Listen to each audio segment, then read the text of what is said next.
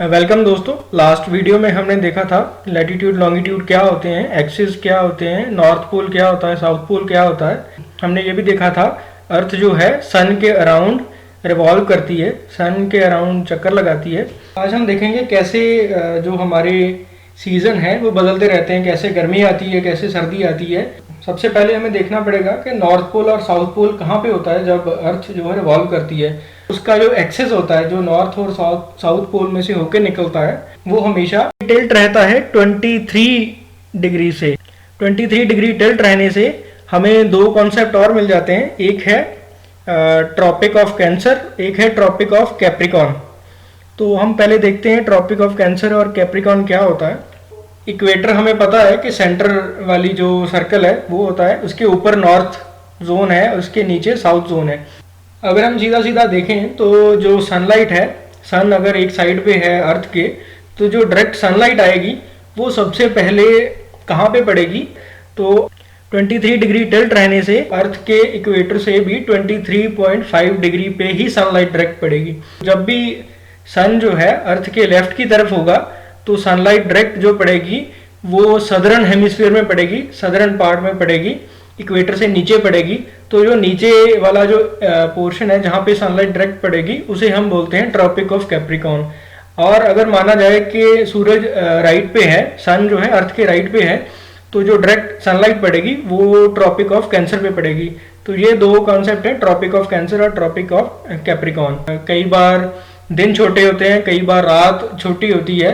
तो गर्मियों में ज़्यादातर दिन बड़े होते हैं, सूरज जल्दी निकल आता है, और जब सर्दियाँ होती हैं तो रात बड़ी होती है और दिन छोटे होते हैं, सूरज कम रहता है दिन के टाइम पे।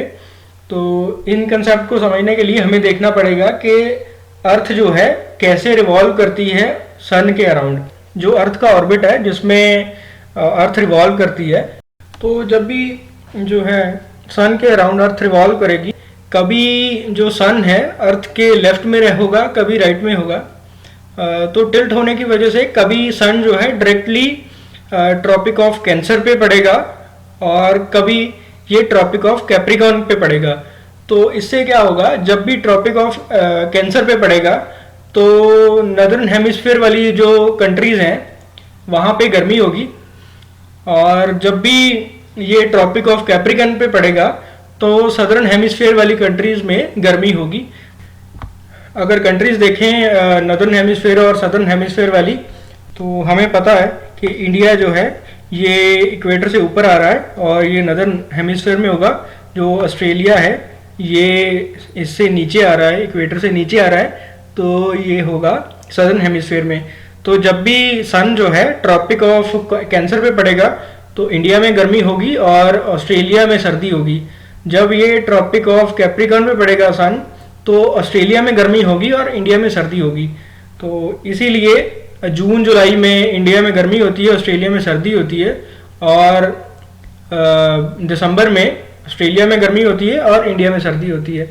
एक टाइम ऐसा आता है जब डायरेक्टली जो सन है वो ट्रॉपिक ऑफ कैंसर पे पड़ता है। वो एक दिन होता है, जून 21 का डे होता है, उसे हम बोलते हैं समर सोल्स्टाइस, मतलब गर्मियों का सबसे बड़ा दिन उसे बोलते हैं हम जून को।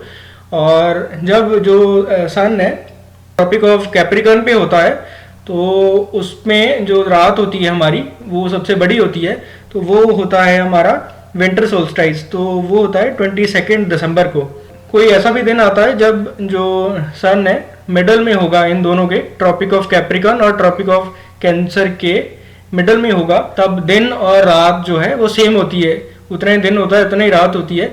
तो वो साल में 2 बार ऐसा दिन आता है, उसे बोलते हैं इक्विनॉक्स। दिन और रात सेम है, मार्च 21 और सितंबर 23। तो इसी से हमारे बनते हैं गर्मी और सर्दी के season. Thank you very much.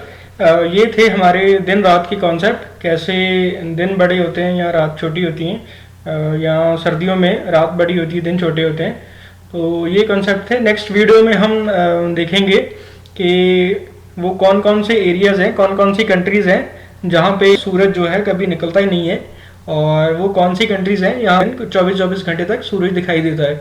तो ये नेक्स्ट वीडियो में देखेंगे। अभी के लिए इतना है। Thank you very much. Channel को सब्सक्राइब जरूर कर दो ताकि आने वाली वीडियोस आपको पता चल जाए।